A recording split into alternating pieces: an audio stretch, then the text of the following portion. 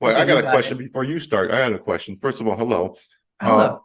are we talking East Canada, West Canada, Vancouver, Toronto, or in between? Well, I was going to tell you, I like to introduce myself, Albert. Albert, you're speaking with Bonnie from Toronto, Canada. How are you? Toronto. I've been there. I've been there. I know you have. Well, we go way back because I actually had the opportunity to talk with you, many moons ago on Book of Eli. My goodness, we go way back. So, Wow. Were we in yeah. Canada or were we in No, America?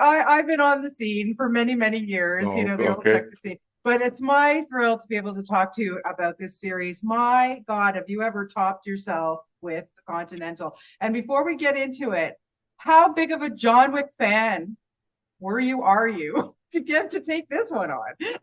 Oh man, I watched them all the theaters not knowing this was coming. So I watched one, two, and three, Yeah. and I loved them. I just loved how wild and free and fun they were.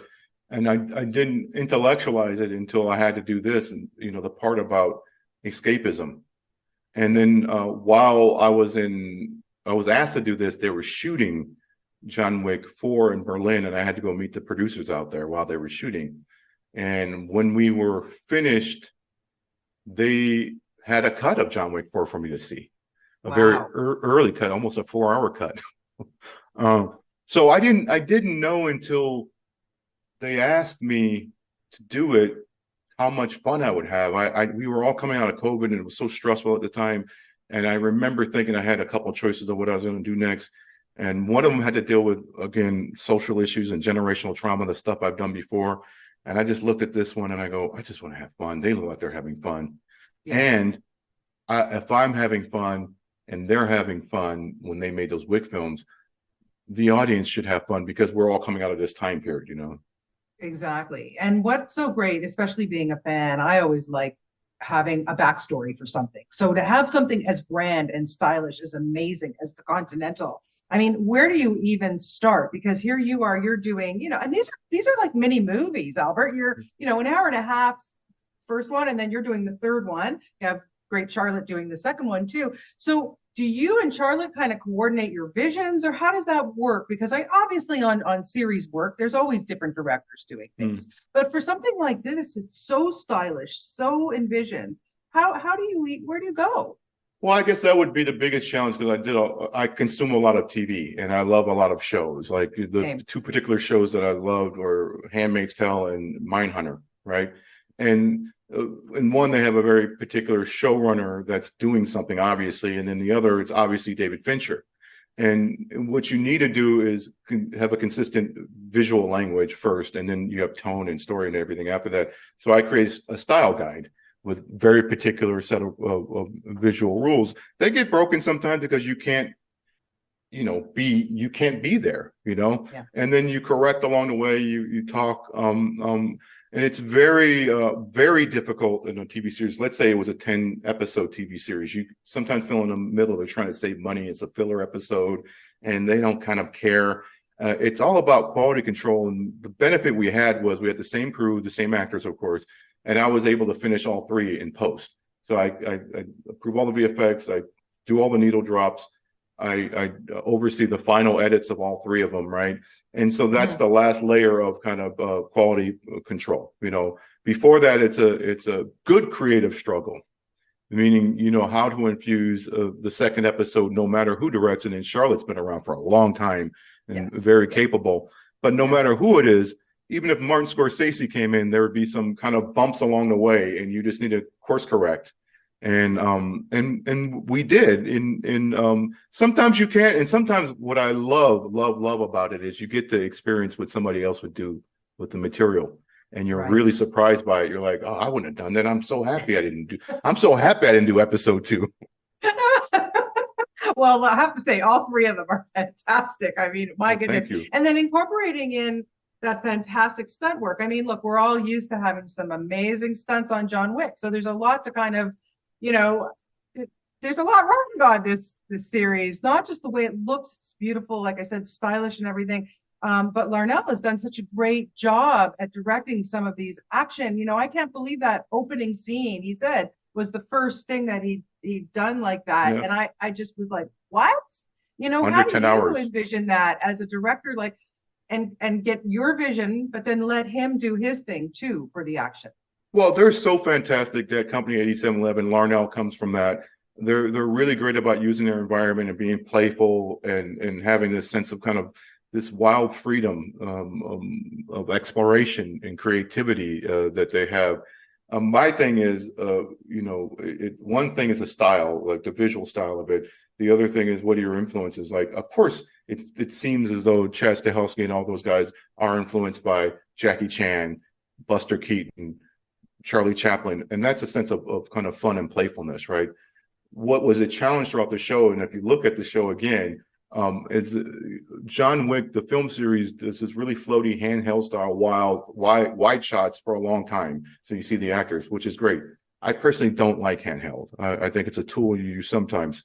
So I put this hardcore rule on Larnell by the third episode: no handheld, because what handheld does is gives you an escape.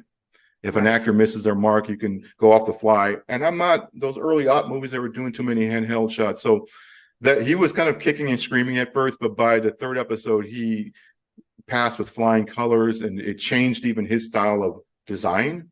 I do love the handheld and the staircase sequence in episode 1. That has a time and a place, but inside of me creatively is like I'm more traditional in a way. I like a sturdy angle, and I like to use handheld as a tool, not as a device to get out of things and I'm backed into a corner. I'm also like, I like classic cinema. I like Godfathers, The Conformist, Right. there's a certain traditional cinema that I like, and I like the camera to kind of stay out of the way for the most part and then get in the way. I do like flamboyant cinema, don't get me wrong. Obviously I like flamboyant cinema, but I like structure.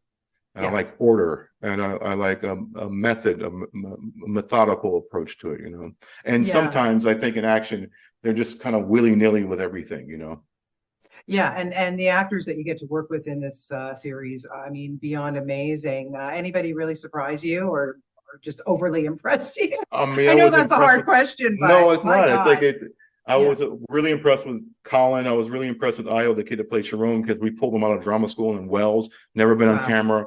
First scene with Mel Gibson. In particular, Kate, I can't pronounce her last name, Vietnamese actress who plays Yen. Is like, oh my God, what a godsend, because we were looking for a woman who could act and who could do action. And I see this acting reel and she's incredible. She's crying in it. I'm like, oh my God, who is this? And they go, wait a second, she has an action reel. I'm like, she has an action reel? Her boyfriend is the big action star in Vietnam. Okay. Wow. And who's her master in martial arts. So I said, she's a unicorn. We're never going to be able to find this many qualities in one person. Please, like, let's just stop the search. It's her. And she came out and she's this very sweet, kind of meek and introverted person, but then you call action and she just goes wild. Amazing. Just lastly, like I said, you worked on so many things. I mean, you and your brother, you guys have been making films since 12 years old. I mean, it's in your blood, no question. I mean, my goodness. But how old I am. Like, now that you've done something like this, do you want to continue to do more serious stuff, or do you want to just focus in on more, one film kind of thing? I know I'm just so lucky to have been a filmmaker in the time when theatrical was important. Yeah. And now we got Marvel and IPs and sequels, and adult fare is not going to the theaters anymore unless you're very, very lucky. So I see different filmmakers debating and complaining, and I go, why go against the winds of change? Help build windmills, okay? I've had my time in the sun doing that. All I want to do is create a cinematic experience, no matter what the format is, right? There is ideas I have for a book I like that it can only be done in a limited series. I couldn't do it in a 2-hour movie, right? Would I go back to a 2-hour movie? Of course I would. But am I a snob about it? No. Am I a purist about even shooting on film? No, I think that's a joke of an argument, You use the tools that are available and you use all of them.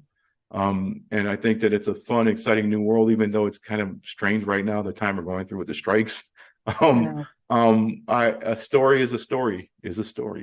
Yeah. Well, you keep giving us those stories because my God, you are fantastic, Albert. Such a pleasure Oh to be able to man, thank you. reconnect with you again. Thank you so much for this. Hopefully And it doesn't take 13 years until next time. I hope not. Come visit us in Toronto, okay? I How's will. that? There's great food there. I Okay, had some that's for great sure. I had some great poutine there a couple years ago. Oh, there's good food. We'll have a hard time choosing what restaurant to go to. I Thanks so much know. for this. Really appreciate your Thank time. you. Okay, bye-bye. Ciao. Thanks, Bonnie.